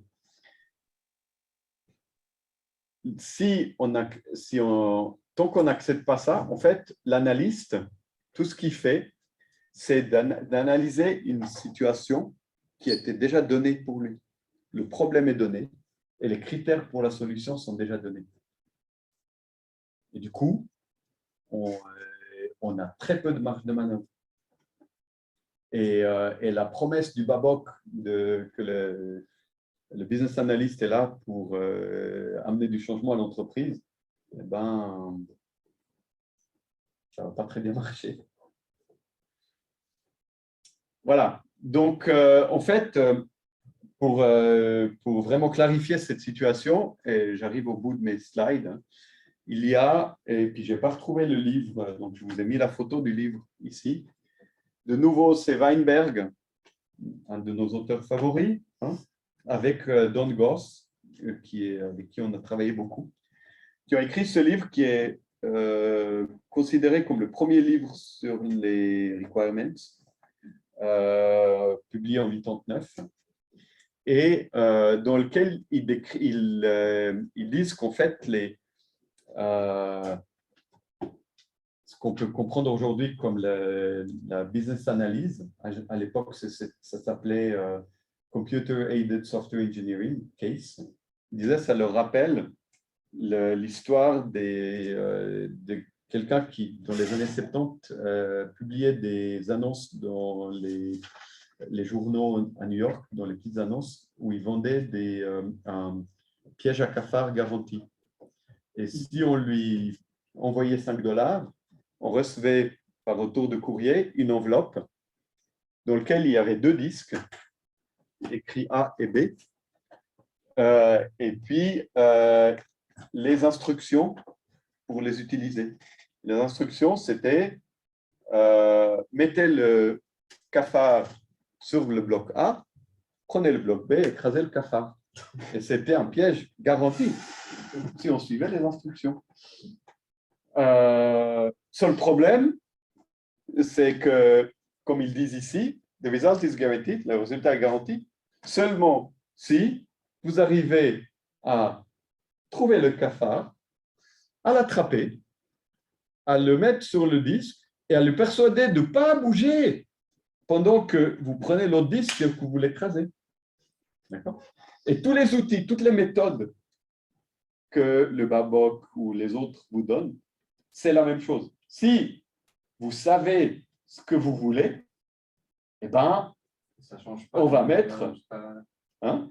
Et que ça ne change pas jusqu'à la livraison. Exactement. Eh ben, c'est bon. Donc, ils disent que ce soit des cafards ou des requirements, la partie la plus compliquée, c'est de les attraper. Donc, c'est l'élicitation des requirements qui est la partie la plus compliquée. Après, une fois que vous les avez mis que vous avez élicité, les mettre dans un registre, les analyser, etc., facile. Et puis pas qui change. Et c'est là mon grief avec les goals, d'ailleurs. Parce que si vous regardez tous les recueils sur les exigences, sur l'analyse, les ITIL, tout ce machin, c'est pour que l'entreprise atteigne ses buts. Personne ne vous donne ses buts. Ça, c'est le cafard. Le problème, c'est, oui, mais quel but? Voilà. Donc, on a juste déplacé le problème en disant que c'est les buts. On a juste déplacé le problème des requirements, on a déplacé ça à but. Si vous me donnez vos buts, moi, je vais vous faire vos trucs. Mais c'est horriblement compliqué. On peut en parler. Oui, je suis consciente Voilà. du temps surtout. Oui, voilà. Donc, résumé, c'est fini. On a amené une vision historique qui, j'espère, permet de mieux connaître les outils, etc. Ça vous donne un regard critique sur ce qui se passe aujourd'hui, sur les termes qu'on vous donne, parce que les termes sont nouveaux, comme le New Wine in Old Bottles de Weinberg. Les termes sont toujours nouveaux, mais les choses n'ont pas changé. Et vous avez vu que déjà en 51, on avait les mêmes techniques. Et puis, je tiens à remercier tous les gens qui m'ont aidé à faire cette présentation, notamment Betty, à qui j'ai saoulé hier avec un dry run. Eva, Vera. Non, Eva, Vera. Corée, Minéa, Claude et mes chefs respectifs qui sont pas là. Merci beaucoup. Bon, merci à toi, Gil. Est-ce qu'en ligne, vous avez d'autres questions?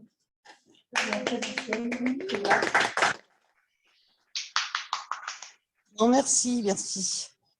Juste Pascal qui disait, je confirme que, alors je n'ai toujours pas suivi parce que je n'étais pas là, que Gerald Weinberg est très intéressant et amusant à lire. The Secret of Consulting est plein d'humour avec des lois qui nomment la Ruta Diallo, Orange Juice Test. Gerald était très proche de l'humain, un grand moment. Et surtout, The Law of Twins, la loi des jumeaux. Alors, si justement Pascal veut commenter, vas-y Pascal, tu peux te mettre enlever la sourdine et parler. Oui, voilà.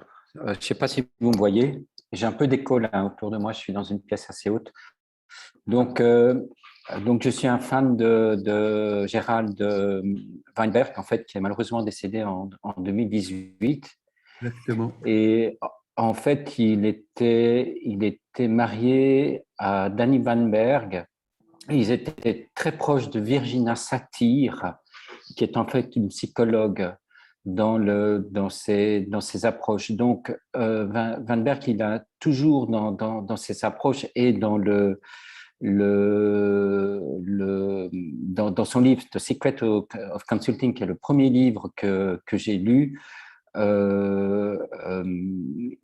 est vraiment proche de l'humain. Et par exemple, le test du jus d'orange, il dit, ben voilà, vous êtes dans une réunion, vous organisez un truc, donc il faut toujours se mettre un peu dans la peau du consultant, et puis vous avez un gars qui vous demande, voilà, notre grand PDG veut toujours un jus d'orange frais tous les matins. Et là, il y a un meeting de 300 personnes. Et vous êtes l'organisateur, et la question de Weinberg, qu'est-ce que vous faites quand vous avez ce genre de demande? Et puis, il dit simplement, écoutez, vous présentez simplement combien ça va coûter. Et puis, vous ne prenez pas la responsabilité de vous renvoyer un peu la question. Et toutes ces lois, une autre que j'aime bien, c'est qu'il dit « When you solve your problem number one, the problem number two is promoted ». Et puis, tout ce genre de trucs comme ça. Et donc, il y a plein d'aphorismes qui fait que ça reste. Moi, j'ai plus vu ce bouquin depuis une vingtaine d'années, mais il y a des choses qui restent en tête. L'autre élément, donc Gilles a parlé de Michael Hammer, que personnellement, je n'ai jamais lu.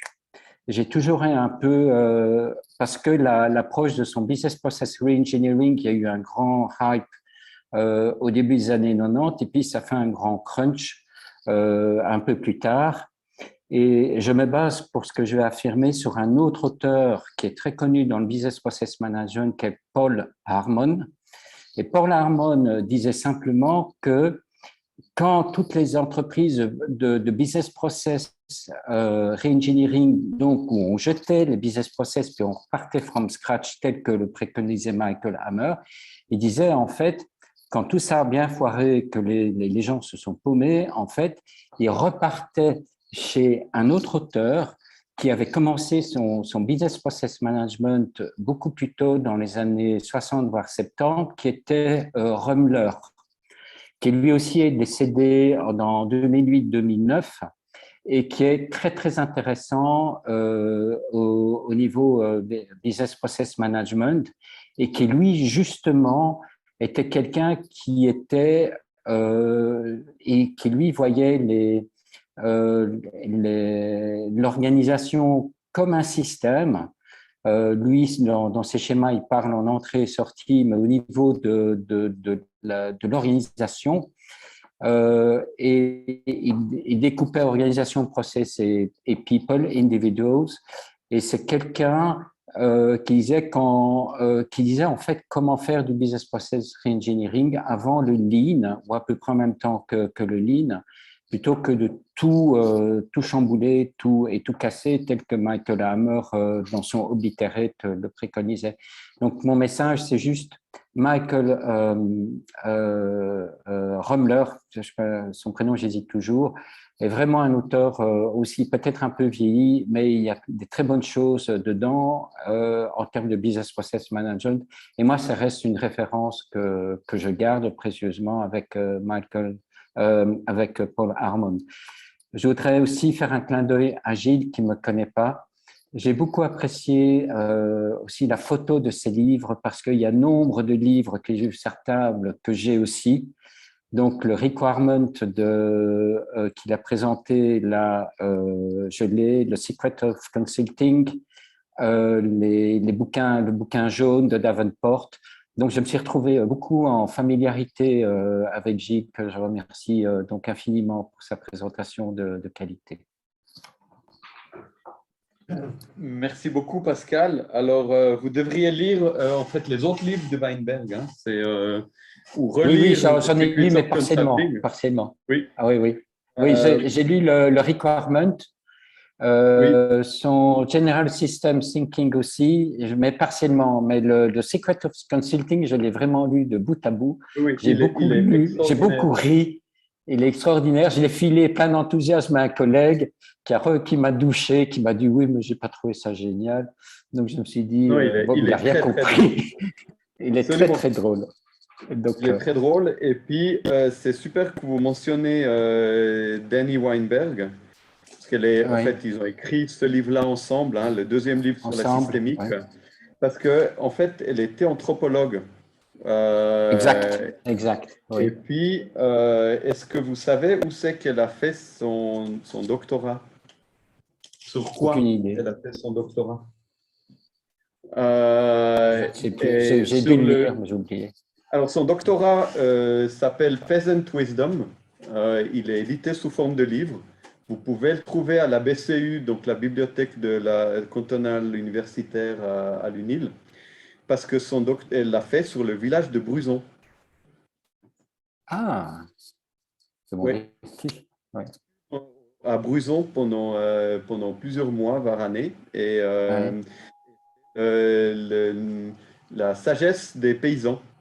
Et il en parle des fois dans ses livres. Donc le livre, celui-là, qu'ils ont écrit ensemble, c'est tout sur le design des systèmes en fait, il s'appelait The Design of Stable Systems avant.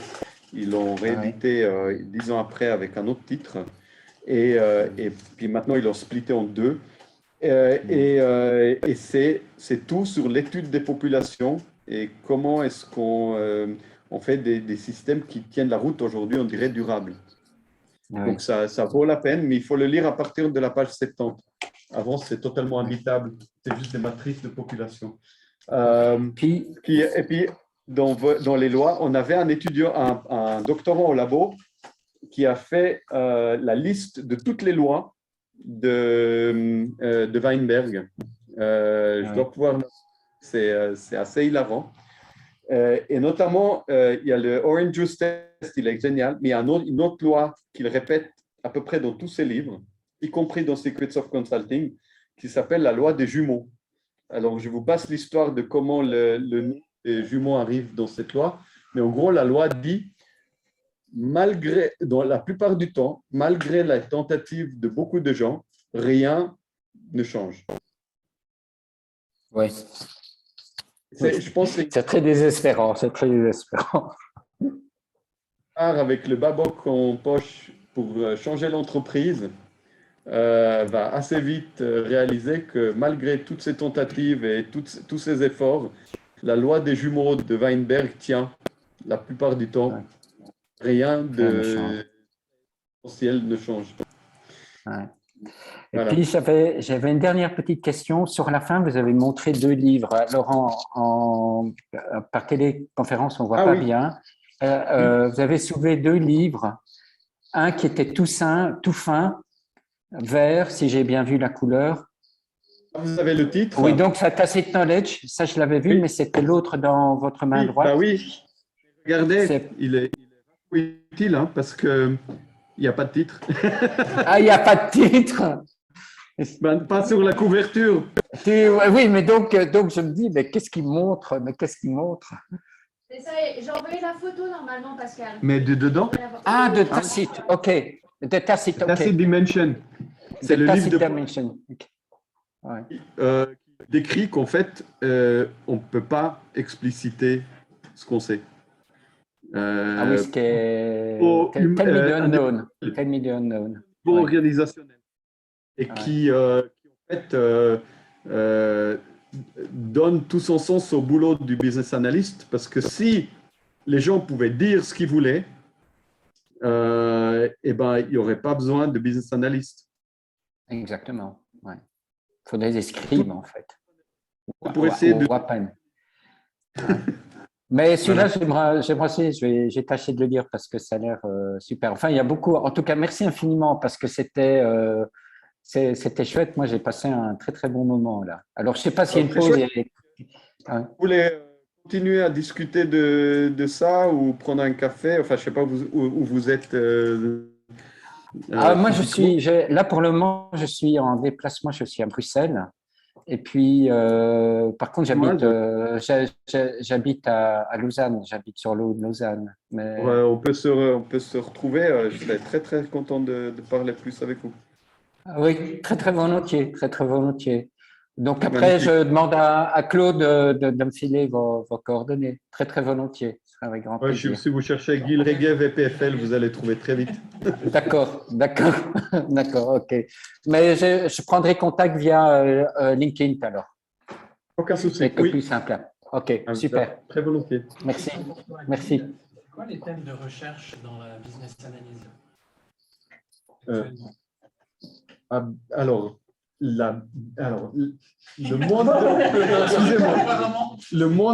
recherche en business analyse ne s'appelle pas business analyse, ça s'appelle requirements engineering. La communauté de chercheurs qui fait ce qui est équivalent à la business analyse s'appelle requirements engineering. Donc, il ne faut pas chercher business analyse, sinon tu ne vas pas trouver la recherche. Et puis, d'ailleurs, c'est deux mondes qui se côtoient très peu. En fait, la business analyse, c'est le côté industriel qu'il a créé. Même s'il y a des gens qui passent d'un domaine à un autre, par exemple, les Robertson, qui sont là. Non, c'est Robertson. Voilà, exactement. James et Susan Robertson, eux, ils sont dans le Babok, je pense. Mais il n'y a pas beaucoup de gens qui font l'aller-retour entre les deux domaines. Eux, ils sont ils étaient en tout cas très présents dans les conférences de Requirements Engineering. Mais alors, les thèmes, le problème, c'est que Requirements Engineering s'est engouffré, et ça, c'est juste mon point de vue, dans de plus en plus d'automatisation et d'analyse au lieu de la synthèse. En fait. Donc, il y a beaucoup de recherches, soit sur des requirements engineering pour AI, requirements engineering pour IoT, requirements engineering pour Industrie 4, des trucs comme ça, des trucs très spécifiques. Ou alors beaucoup de ce que les Weinberg et Don Goss, avec leur histoire de cafard, démontrent sur la mécanique de, une fois qu'on a les requirements, qu'est-ce qu'on fait avec. D'accord? Donc, l'analyse pure, mais pas sur l'élicitation. Il n'y a pas énormément sur mais comment est-ce qu'on découvre les requirements en fait. La communauté de Requirements Engineering a découvert récemment Design Thinking. Il y avait des sessions comme si ça c'était quelque chose de nouveau. Ils ont aussi l'agilité, Scrum. En fait, il n'y a pas de requirements, il n'y a pas une liste, il y a des user stories. Ça s'est amené aussi il y a quelques années.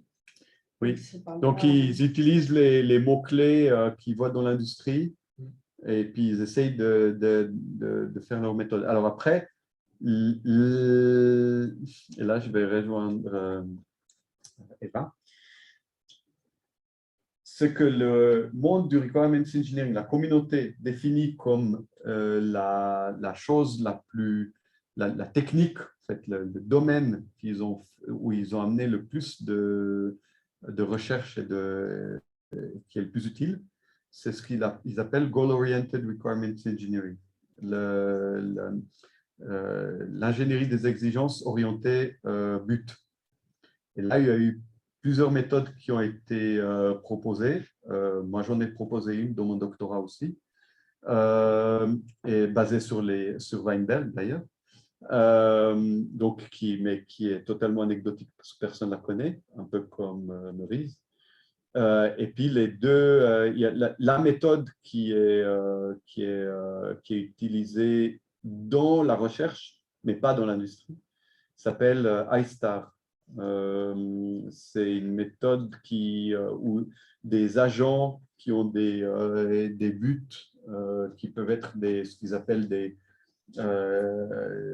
soit des buts durs, hard goals, soit des soft goals, donc des buts qu'il faut satisfaire plus ou moins, qui donnent des trade-offs en fait.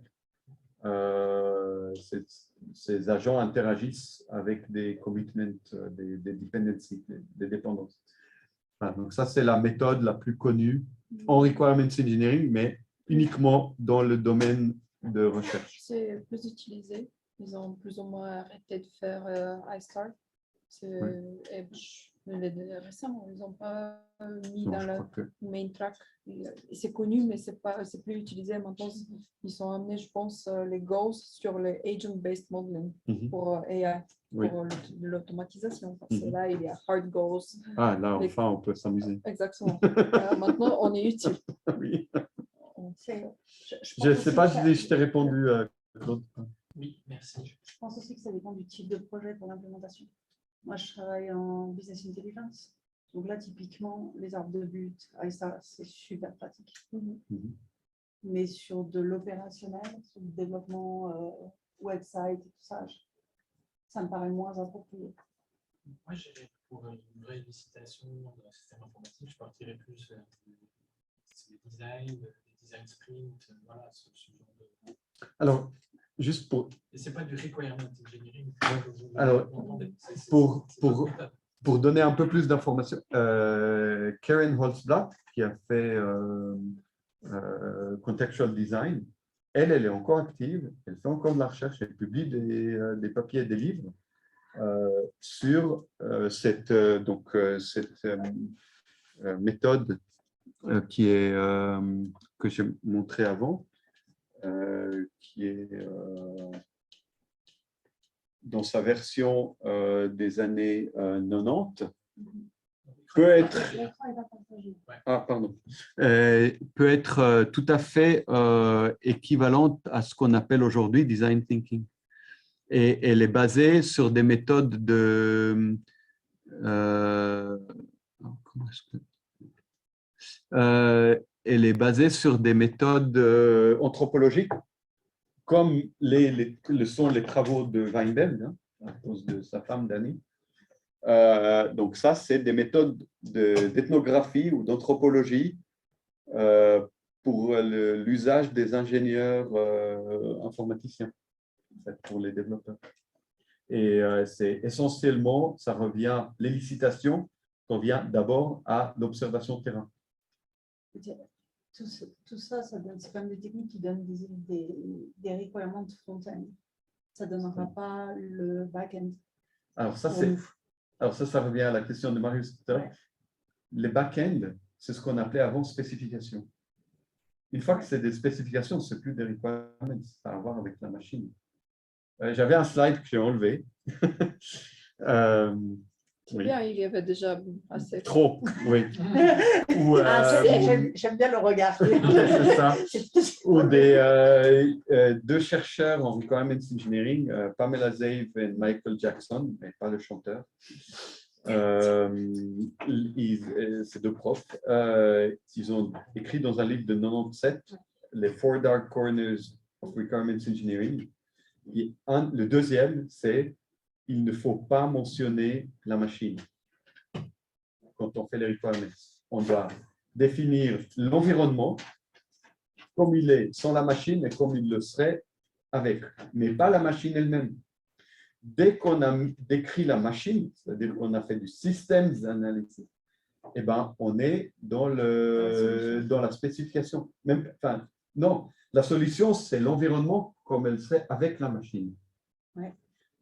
Dès qu'on décrit la machine, on est dans la spécification. Donc, on est déjà dans de l'ingénierie de la solution, mais pas dans sa description.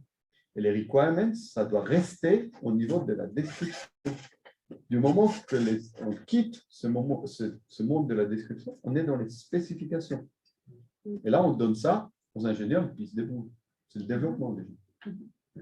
Donc, arrêter. Oui, c'est dommage. Hein. Parce qu'on a super soif.